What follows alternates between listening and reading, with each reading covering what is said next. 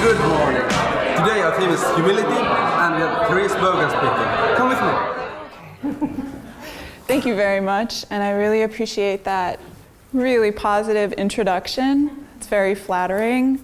So now I will try to talk about humility without completely humiliating myself, but that's the risk. That is actually part of that. We'll get there. So I'll go back to the beginning. I am a psychotherapist by trade or craft. I'm not a psychiatrist. You can't have any drugs from me, sorry.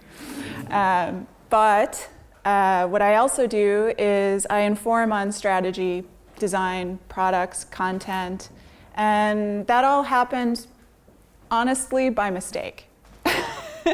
That wasn't any kind of intention. Way back when I was a pup, I was a rebel and I took a job in the music industry and I did publicity, and it was totally against anything I studied, which is a little bit more welcome where I come from. You know, taking risks is not such like a brand of failure for the rest of your life, and I did it. So I went off from my little small place that I grew up in the Midwest, and I went off to California. And I got right into the middle of the biggest revolution in our country. Everybody was making websites. You know, you need to have a website. Everybody has a website. And I really, honest to God, did not care. I didn't care about any of that. I cared about my friends. I cared about music. I cared about making things. I cared about making fun happen. Didn't care about anything that was going on around me. Didn't even honestly, I'll tell you a secret, didn't even really understand it. But somehow I got, just because of my technical degree, one step at a time I got into these technical positions in technology. We were building websites, which to me just sounded like a total joke. You know, like, what am I building? I don't even know what this is, but I'm part of this team, okay. Moving along, doing this thing. So I did find myself in a small software firm, and they had this great idea. We're gonna make a tiny piece of software, yeah? And it's going to go into everybody's computer voluntarily. They're just gonna download it, you know, just 'cause. And then it's gonna be on everybody's computer, and they're all gonna share it. Sound familiar? At the time, it was complete craziness. Nobody wanted to buy it. They got big money because like one really super wealthy guy was like, yeah, that's a great idea. And they gave him a ton of money. And there we were making our little product, making our way. And everybody that the director of engineering tried to sell this thing to was just like, that's illegal. Are you a hippie? Sharing, what are you talking about? No one's gonna voluntarily download something onto their equipment and where they don't know where it comes from for free. How do you make money doing that? What are you talking about? Right? Well, fast forward 20 years later, that's pretty much all we do all day long, is download little pockets of software and all this stuff. And this guy knew it. He knew it. He was totally in it, right? This director, he was just like on fire, right? I believe in this. He was huge. He'd come in every morning. He was like, you guys, we're gonna sell this thing. You know, and the rest, 10 of us were like, oh my God, dude, you know, like, take it down a notch, okay? You know, like, I just think that we're running out the money. Let's just keep it in coffee, all right? Like, just, let's you know, come on.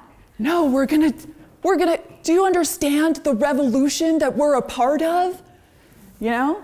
And we were like, I think I did my thing for the day. It's 5, I'm gonna go. Yeah, I don't know, yeah. So one morning I got in a little bit early. I was a little bit of a go-getter still, and I got in there and I unlocked my office and I heard this noise, and there he is underneath his desk, a little bit like that. And he's got a fever of about, excuse the Fahrenheit, 104, very high. All right, very sweaty, very smelly, very much curled up in a little ball under his desk with a pillow. And I'm like scared to death. I'm not a psychotherapist yet. I'm like, okay, maybe I'm not seeing that. But my desk was right next to his desk, so I, you know, I'm like, okay, checking email. Yeah. And he starts talking, and he's talking about his cat and how his cat's gonna die. And I was like, oh my God, that's terrible. Okay, so you're sleeping in here because your cat's gonna die? He's like, no, just someday. And I'm like, oh my goodness, what am I? So I just got really quiet. I was like, you're right, your cat's gonna die one day. I did read somewhere, it's 99% probability. And I just kind of went with it, right? And I tried not to say anything in hopes that he wouldn't remember that I was there. And he got through it. He got through it. He pulled himself out of there, dragged his little Winnie the Pooh, you know, pillow out of there, took himself home, patched himself up, came back in about 4 hours later, and let us all know we were going to just let go. We were just going to let go. If something happened, it was going to happen. If nobody bought this little packet of software idea, so be it. And truly, honestly, that particular product didn't go anywhere. But as we know, the revolution did happen. And I'm really proud of him. He's definitely a part of it. And actually, every single member of that team really floated high in their career and really soared. And they were part of the hugest revolution that area had ever known. And obviously, it touched the world. And I'm really proud of them. They burned hard. They burned hard, and they went down big. Yeah. So I took a left turn and went back to school, decided to become a psychotherapist. I go off to therapy school. So got really used to this. Really got used to that. And I got really excited about learning all these different ways that people work. I really got it. Oh my God. Every single one of us is weak inside, crumbled, broken, and we're huge, we're on fire, we're superstars. Every single one of us. Every single human being. I mean, I think there's something, I don't know, anybody know the number? 9 billion? Is that what we're working on with the humans? Something like that. Big number of human beings, and every single one of us is split inside. And it's a choice. Do you pull those two together? Do you get to know your wolf and your innocence? Do you pull that together and find this balancing point? Or do you stay split inside and mysterious to yourself? It is a choice. But my grandmother, when I was a really little girl, she was a big personality too. She was really huge. She was a gorgeous woman, huge red hair, lots of big jewels, scary, okay? And I wanted to be perfect little girl in front of her. I just wanted to be like cute and I'm good. And she used to come in really close, and she used to say to me, "You are gorgeous. You are a gorgeous little girl. You're so good. You're gorgeous." And then she'd go, "And you're rotten to the core." Rotten and I know it. I know you. You're rotten to the core. You're naughty. And I would just be like, oh, darn it. But every time she would catch me being naughty, or she would catch me, you know, being a little too big, a little bit of a brat, she would look at me and go, I know you, rotten. And that was it. That was it. She didn't tell me how to do it. She didn't scold me. She didn't make me feel small. But it was this little, hey, guess what? You've got a choice. Do you want to be that gorgeous little girl? You want to keep being rotten? What do you think? Or do you want to put them together?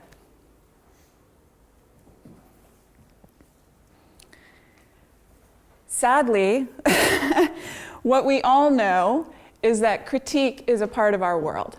I think we've all been here. This artist actually made this print after obtaining her MFA, which is a Master's in Fine Arts. So I don't know if any of you have gone to art school. Yeah? Somebody? Oh, I see some heads. Yeah. So I think you know about the critique. I think you're familiar. Yeah? And some of us show up with some form of humility, and I have to tell you, when I've been at critiques and I've seen people show up with humility, they blow my mind. They may as well be Mother Teresa. They may as well be Gandhi. I don't know, how do they do that? How do they do that? How do they take it? Because I'll tell you, when I decided to be a psychotherapist, I was going to be the gorgeous little girl. I learned every meditation technique. I went to every single yoga class I could find. I found every guru in California that I could get my hands on, which, by the way, is a lot. It's a lot of legwork, it's a lot of miles on the car, okay? Yeah. I was going to be good at this stuff. And I was going to be pure, right?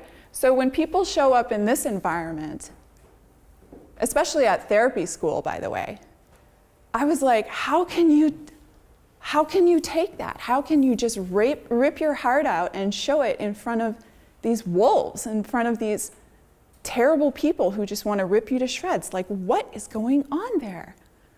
Why do we go from here? How do we do that? How do we go from here, this crumpled, lost, adrift human being, to here, voluntarily showing up with our heart out?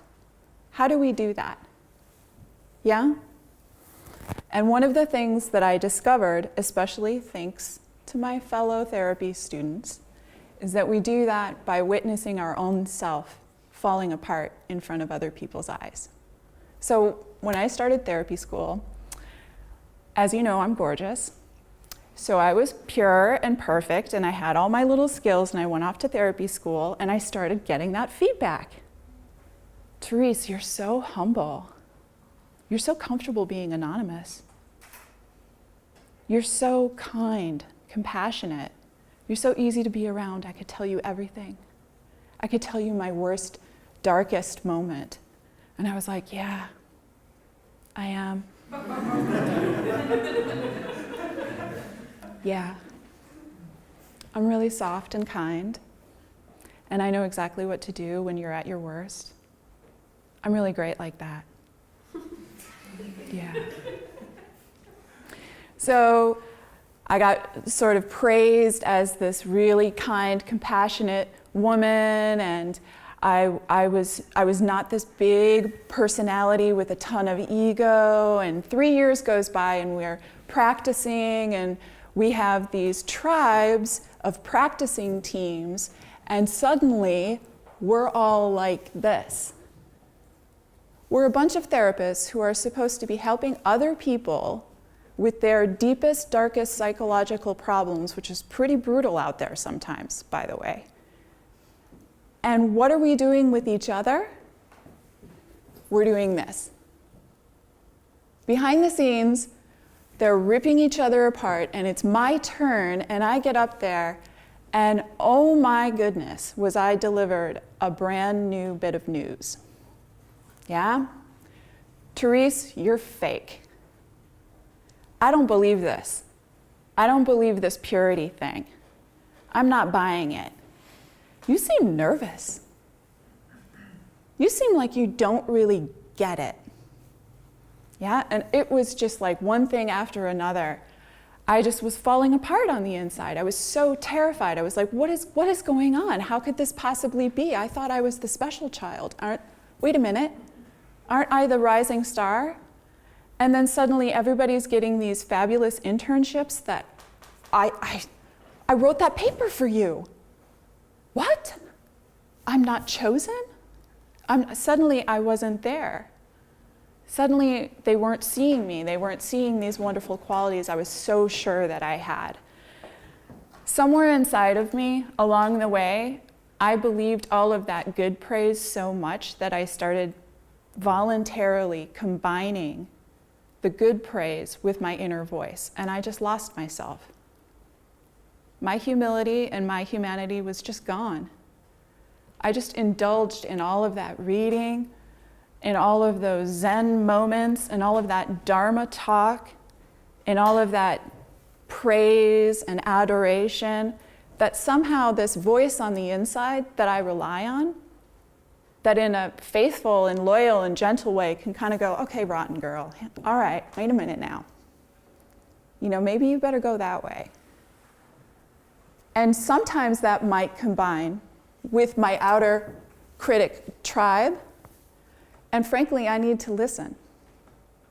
But not to all of it. Not to all of it. It's not required that I let them just go ahead and eat that heart. And in fact, the true lesson of humility that I learned firsthand before I could really guide anyone else was that there was a way that I needed to clean out every single day. I needed to clean out all of those false positive images and all of the harsh critique that went way far beyond my own singular inner voice. If I didn't start cleaning up my inner critic and finding that balance point inside where I knew that I was a little naughty, or I was a little off, or I needed help, or I just plain and simple did not know what the hell I was doing. If I didn't start getting into the practice of that, I wasn't going to make it. These were smart people, okay? And they were psychotherapists for a reason. It's because they're psychologically crafty, to be totally honest. They were going to take me down. Yeah? And that is part of what the critique functions for us. We have to be shown on the inside where our voice is, our voice, the tribe, and both, where they intersect. And the only way I can do that is when I find my right size on the inside. Who am I on the inside? How do I show up in this world? I need to start gathering trusted information outside of myself. I've got to do it. When do I feel rejected? Why? Why did I get rejected there? How did that happen? That's not random. I'm not some innocent girl with a red hood on going through the woods. I don't know why the wolf is following me. No, it's happening for a reason. Where did that critique come from? How do I get new or good again? How do I take that piece and put it aside, let it go? How do I use it as a guidepost to change direction? What makes me belong in my creative tribe? And where do I need to voluntarily quit that tribe and say, you know what, that's you, but this is my path. And my art, my craft is going in this direction. I hear you, thank you. I'm going over here. Mm-hmm. Dance break. Hopefully.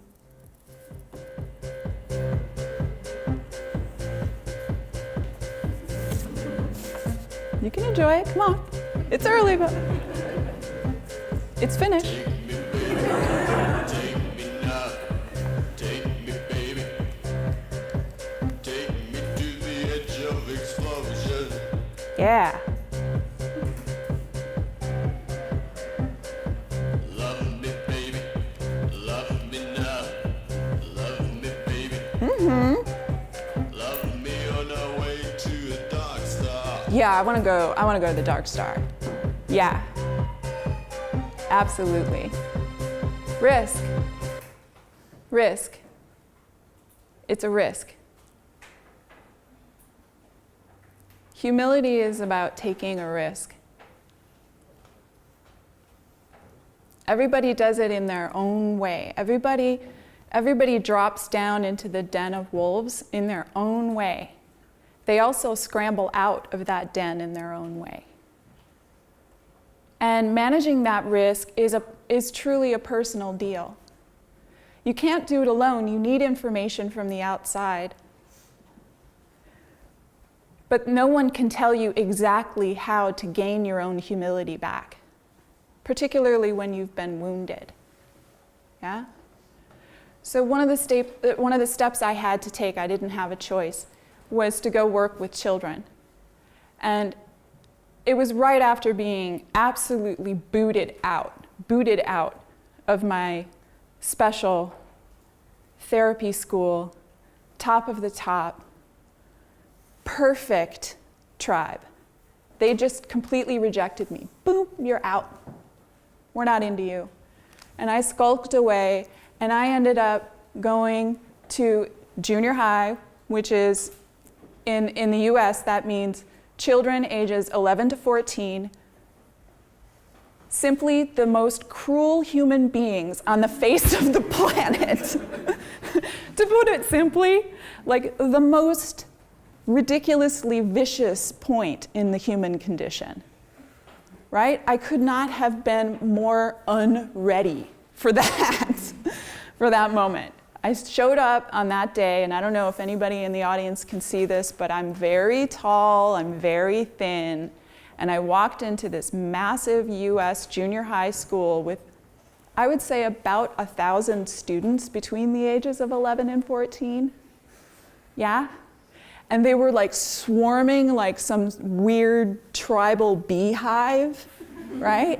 I mean, you could just smell it and feel it. I mean, it was like, it was bigger than any rock festival I had been to. I was so overwhelmed. My whole body was shaking. I was like, oh my God, when I left this place, I vowed I would never come back. And I am voluntarily walking back into this. And the first thing that happened is this incredibly tall 12-year-old boy who just, was, so thin, he had obviously just got his height, walked right up to me and said, "You are tall." And I was like, all right, okay. And in a matter of 2 years, through the good grace of all of these gangly, weird, primal, gorgeous, rotten creatures, I got my humanity and my humility back. I got truly trained more than I could ever imagine from all of my perfect, hoity-toity, special therapy people. And I also started getting my calls back from my tribe. My network started coming back and being like, "You're a what? You're doing what?" Therese, I know this is really weird, but I'm under my desk right now. No, it's not weird. It's not weird, it's good, dude. We all go there. It's all right. And that's when I started realizing, the way that I managed to take these risks and go ahead and voluntarily fall apart in front of all my people and allow other people to show me their most broken parts, I started being able to take in those pieces of information, and I had to start practicing a little bit every day. I had to start somewhere. I had to start being like, okay, you're 14, all right, so maybe the fact that you hate my shoes doesn't matter. Maybe. Or maybe I need to go shoe shopping. I don't know, but I had to figure it out. I had to start watching every day.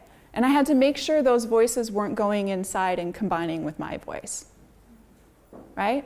And I know that sounds a little bit like my hippie phase, like, what is she talking about?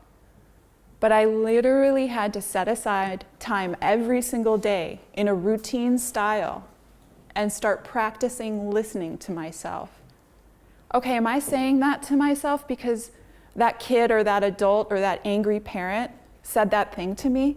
Like, does it actually literally sound like their voice? And if it does, well, that's not me. And it's irresponsible of me to just take it as pure whole truth and keep walking around with it. Because what am I going to do with that? Well, I'm going to spit it out at the next vulnerable person when I've got my wolf head on and they've got their heart out. That's what I'm going to do, because I'm not going to know the difference, right? And so every day, I had to come up with some form of a practice. And then I had to make my crew. I couldn't just take what I was given at work. I started being given, I went beyond the kids and they knew about my past career moves, and we were like, hey, why don't you take this program? It's a total mess and it's got a lot of money behind it and we're scared as hell, so why don't you work that out? So, started taking all of these big, messy, ugly projects that nobody wanted to have anything to do with. And how am I going to do that without a trusted critiquing system around me? I mean, am I just going to take in every voice that has been frustrated and broken and beaten down by the system? No, I can't do that. So I had to start picking my tribe thoughtfully. And I had to pick a tribe that wasn't just a mirror of my gentle, inner, gorgeous, cute little girl voice. No, I had to pick a tribe that was going to start giving me some of this feedback, but wasn't going to tear me down completely. Or maybe they would try to tear me down, but they could tolerate me standing and saying, I was thinking about what you said last week, and I got somewhere inside myself, and I think it's actually really like this. Because without my tribe, if I'm just all by myself, just being like, it's okay, Therese. It's okay, those things don't matter. Your shoes are great. There's no reality in that. I'm never going to know how I hit the outer world, right? And inside that, I started realizing with all these broken projects and with all of these extra money packets flying all over the place and all these disastrous projects that go nowhere, there's a weeding out system. Once you start gaining your own humility, you start being able to notice the other people in your tribe or in that project that also have their own humility and reach across the table with them and start working in collaboration. Hey, we've got this messy project. We've got this much resource. We've got that. I have no idea what I'm doing. Do you know what you're doing? No, you have no idea. Great, let's do it. Let's do it. And the collaboration and taking risks and start managing taking risks together begins. Yeah? So, I really, really thank you for listening to everything that I have to say about humility this morning. I really want to tell you that I'm deeply grateful to the city of Helsinki and the creative environment that exists here, because without it, I wouldn't be able to survive. And this city is more vibrant than I could ever possibly imagine. This is way beyond my wildest dreams, to be living and working in Helsinki. And you should find out about that for yourself, yeah? Thank you.